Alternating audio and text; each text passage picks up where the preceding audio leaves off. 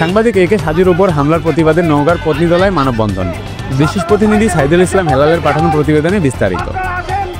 নওগাঁর Mahadevpur sub registry অফিসে তথ্য সংগ্রহে গেলে ডিবিসি নিউজের নওগাঁ জেলা প্রতিনিধি সাংবাদিক একে সাজুর উপর হওয়া সন্ত্রাসী হামলার প্রতিবাদে নওগাঁর পত্নীতলায় মানববন্ধন ও বিক্ষোভ কর্মসূচি পালন করেছে সাংবাদিকরা। শুক্রবার সকাল 10:30টায় পত্নীতলায় নাজিপুর বাস স্ট্যান্ডে সর্বস্তরের সাংবাদিক ব্যানারে এ কর্মসূচি পালিত হয়। সাংবাদিক মাহমুদুর নবীর সঞ্চালনায় মনিরুজ্জামান মিলন চৌধুরীর সভাপতিত্বে স্বাগত বক্তব্য দেন সাংবাদিক মাসুদ রানা। প্রধান অতিথি হিসেবে উপস্থিত ছিলেন নওগাঁ জেলা সম্মিলিত সাংবাদিক ঐক্যজোট নওগাঁর সাধারণ সম্পাদক মাহমুদুর নবী বেলাল।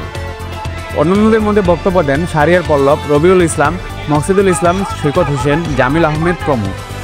মানববন্ধনে বক্তারা সাংবাদিক একে সাজুর উপর হামলাকারী দলের লেখক দালাল সন্ত্রাসীকে দ্রুত গ্রেপ্তারের দাবি জানিয়ে বলেন, প্রতিটি সরকারি অফিসে একটা নির্দিষ্ট নিয়ম মেনে চলে, কিন্তু মহাদেবপুর সাব রেজিস্ট্রি অফিসে গত কয়েকদিন ধরে রাতভর জমি রেজিস্ট্রি হয়ে আসছিল।